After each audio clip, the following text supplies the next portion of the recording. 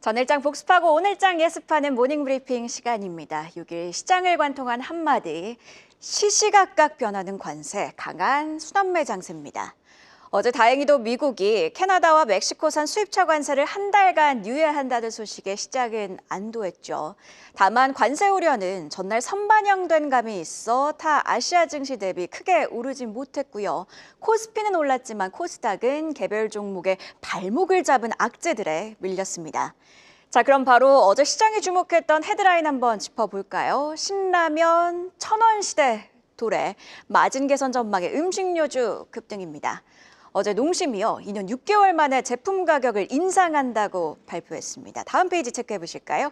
17개 제품 가격을 평균적으로 7.2% 인상할 예정인데, 신라면은 소매 가격 기준 1,000원, 새우깡은 1,500원대로 인상할 예정입니다. 정말 신라면, 새우깡 너마저죠. 월급은 안 오르는데 물가는 계속 오르고 있으니 참 야속하기만 한 그런 상황입니다. 자, 그래도요, 오히려 음식료주 주가는 어제 특히 강했습니다. 농심을 시작으로 줄줄이 추가적인 가격 인상이 예상되는 상황입니다. 원자재 가격, 환율 등이 변동성을 보이고 있기 때문인데, 정말 간단하게만 보자면 매출은 P, 즉 가격과 Q, 판매량에 의해 결정되죠.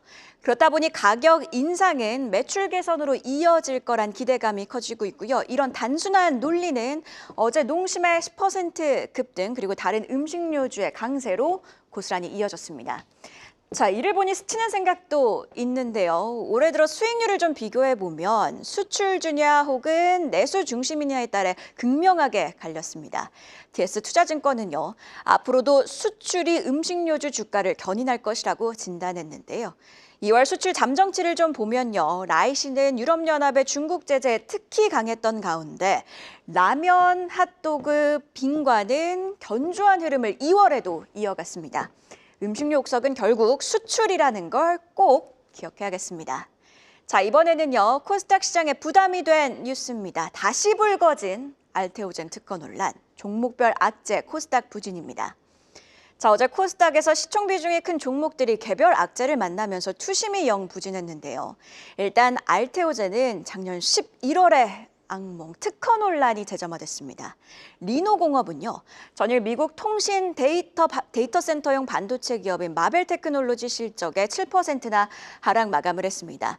마벨테크놀로지 수치 자체는 대체로 시장 예상과 비슷했으나 삼성증권의 표현을 좀 빌려보자면 도파민, 그러니까 큰 서프라이즈가 없었고요.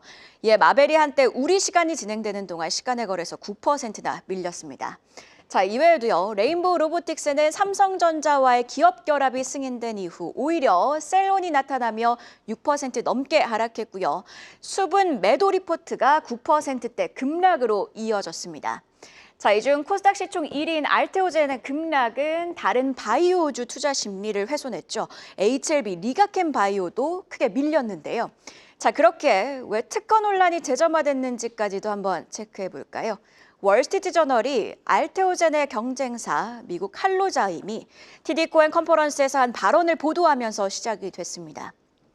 할로자임이 알테오젠과 계약을 체결한 머크의 블록버스터 의약품 키트루다 SC가 자사의 특허를 침해했다고 주장을 하면서 소송 가능성도 언급을 했는데요. 자, 그리고 머크가 할로자임 특허 무효 소송을 제기한 내용도 기사 마지막에 덧붙이기도 했습니다. 자, 그런데 이 내용 너무나도 익숙하죠. 작년 11월 알테오젠 급락으로 이어졌던 논리랑 똑같습니다. 관련해서 신한투자증권은요, 오히려 할로자임이 알테오젠 변이체 특허를 침해하고 있다고 분석을 하기도 했고요. 그리고 혹여 머크가 할로자임과 추가로 라이선스 계약을 체결해도 알테오젠이 부담할 사항은 아니라는 게 이미 시장 내에서는 판명이 됐습니다. 자, 그리고 머크가 특허 무효 소송으로 강하게 대응하고 있는 것과 관련해서도 할로자임의 특허 축소를 예상하는 분석들도 나오고 있는 상황입니다. 자, 그리고요, 글로벌 기업들이 알테오젠과 계약을 체결하고 있다는 건 큰 특허 문제가 없다는 방증이기도 할 텐데, 자, 이쯤 되니 이런 노이즈는 바이오텍의 숙명인가 싶기도 합니다. 자, 그래도 다행인 건 어제 바이오주 투자 심리 위축을 단기간에 반전시킬 계기가 남아있다는 건데요. 일단 현지 시각으로 3월 26일에서 29일 유럽 폐암학회가 개최됩니다. 알테오젠과 머크가 이때 키투르다 피아주사형 3상 임상 결과를 발표할 예정이고요. 유한양행도 렉나자 관련 발표가 예정되어 있습니다. 자, 그리고 4월과 5월에는요. 제약바이오 최대 이벤트 미국 암학회와 미국 임상종양학회도 남아있는 상황인데요. 바이오주 투심이 빠르게 회복될 수 있을지 함께 주시해 보시죠. 그럼 어제 장 마감 이후에 나온 공시 심수연 캐스터와 함께 체크해 보시죠. 장 마감 이후에 나온 공시 살펴보겠습니다. 우선 카시트 제조업체 대원산업은 오후 4시 29분경 실적을 발표했습니다. 지난해 영업이익 750억 원을 기록해 전년 대비 58%대 증가했다고 밝혔는데요. 시가총액이 1,200억 원대임을 감안하면 상당한 기록이라고 볼 수밖에 없을 것 같습니다. 매출의 경우 전년 대비 19%대 증가한 9,315억 원을 기록했는데요. 호실적의 주요 원인으로 회사 측은 외환 손익 증가와 자회사 매출 증가 등을 꼽았습니다. 주요 납품처인 카니발의 매출이 크게 늘어난 가운데 대원산업도 수혜를 봤을 거란 분석이 나오고 있는데요. 해당 소식에 힘입어 시간외에서 상한가 터치했는데 오늘 시초가도 주목해 보시죠. 한편 STX 엔진은 오후 5시 44분경 수주 공시를 냈습니다. 호주의 펜스키와 레드백용 디젤 엔진에 관한 공급 및 기술 이전 계약을 체결했다고 밝힌 건데요. 레드백은 한화 에어로스페이스가 호주 육군의 요구 사항에 따라 개발한 장갑차입니다. 기사를 찾아보면 기존에는 호주 펜스키사가 독일의 MTU 엔진과 엘리슨사의 변속기를 조립해 레드백용 파워팩을 만들어 왔는데요. 그중 변속기의 경우 S&T 다이내믹스에서 면허 생산을 해왔지만 엔진은 독일 MTU사 제품이어서 수출 시 독일 허가를 받는 등 복잡한 절차가 필요했습니다.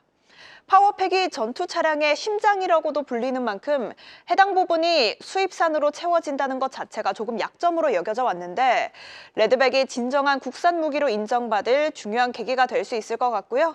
이번 공시에 힘입어 STX 엔진 시간외에서 2.87% 상승했습니다. 더 자세한 전망은 이어지는 분석에서 짚어보시죠. 네, 오늘장 시장을 움직일 주요 공시와 뉴스들 확인해 봤습니다. 계속해서 프레스티지 경영전략연구소 반종민 소장과 이야기 이어가도록 할 텐데요. 자, 반 소장님이 STX 엔진이 수주 공시를 냈습니다.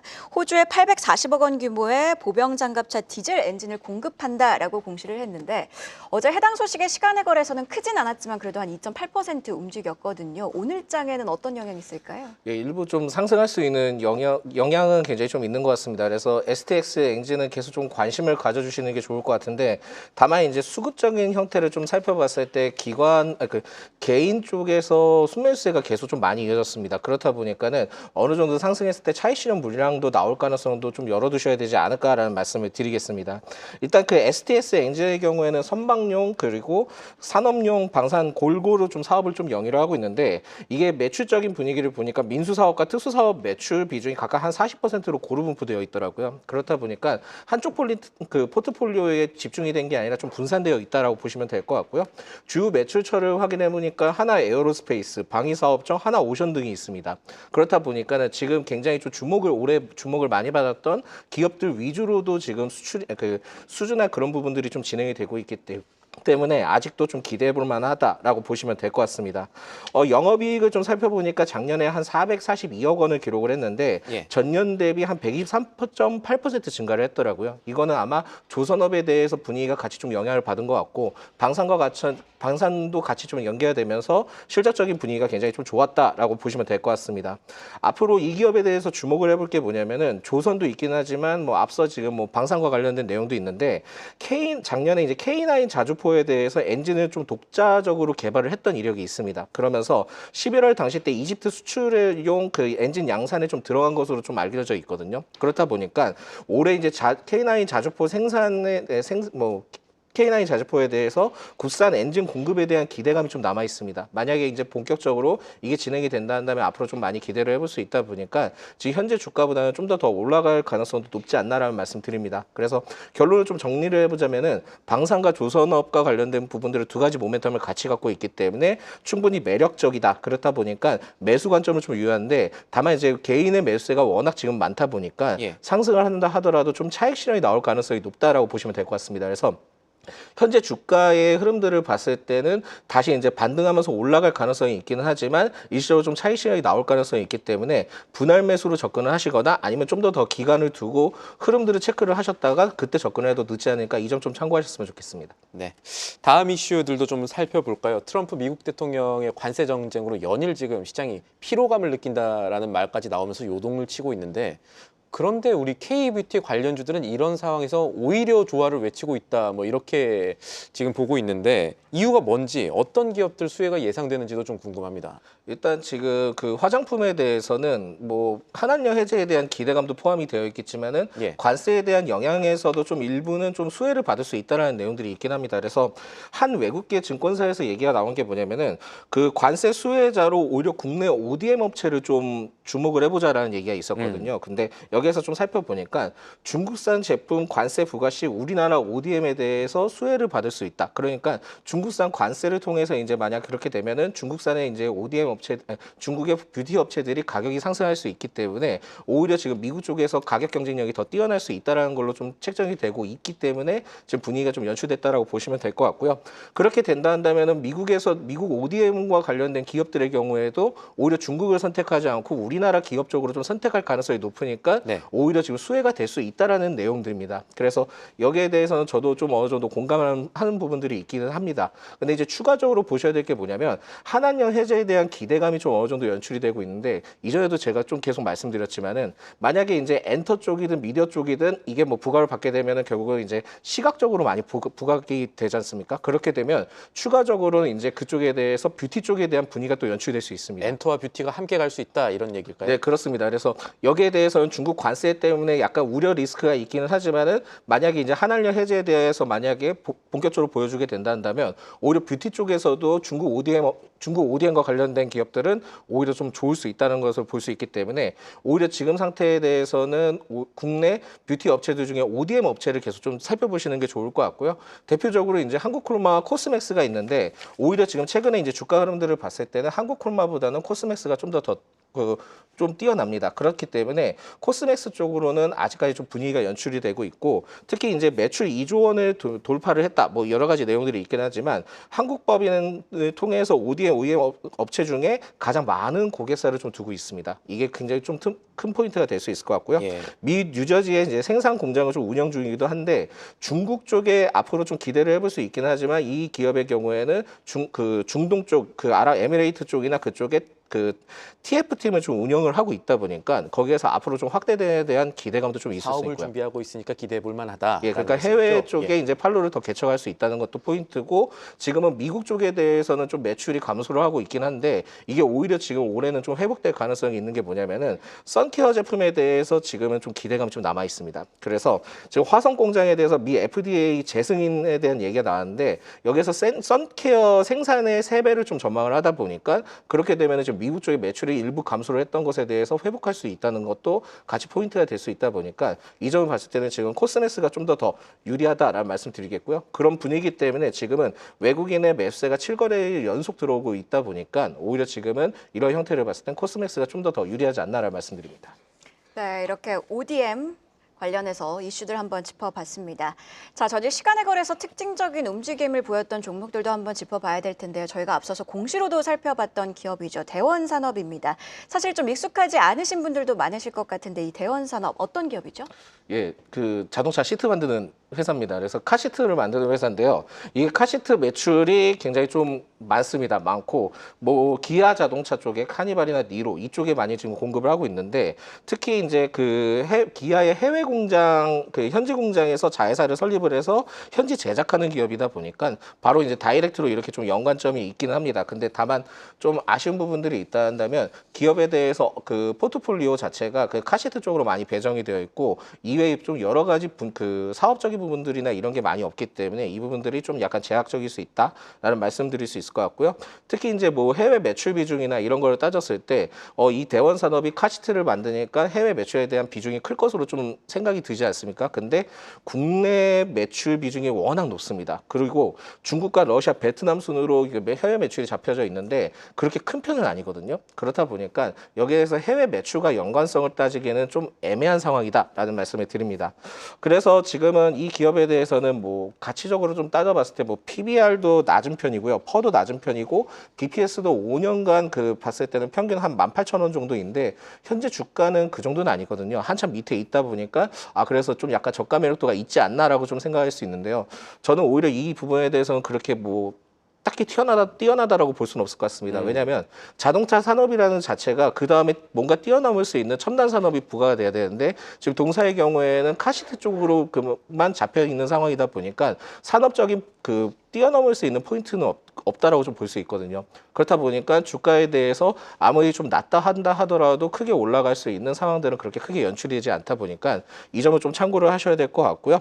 수급적인 형태를 봤을 때도 작년 11월 1일 때 굉장히 좀 많이 그 이탈을 했던 흐름들이 있습니다. 그래서 그때 수급적인 측면을 봤을 때는 그렇게 긍정적이지 못하기 때문에 일단 이 기업의 경우에는 오늘 뭐 주가가 상승한다 한다면 기존 보유자분들은 비중 축소하시는 게 좋을 것 같고 신규 접근은 될 수 있으면 안 하시는 게 좋다라는 말씀을 드리냐면 워낙 그 유통 주식수가 적습니다. 그렇기 때문에 변동성이 확대될 수 있으니까 이 점 좀 참고하셨으면 좋겠습니다. 네, 변동성이 확대될 수 있는 만큼 신규 접근은 자제해야 한다라는 의견까지 주셨습니다. 지금까지 증시모닝 브리핑 프레스티지 경영전략연구소 반종민 소장과 함께했습니다. 고맙습니다. 계속해서 다양한 경제 이슈를 알고 싶다면 구독과 좋아요, 알림 설정 부탁드립니다.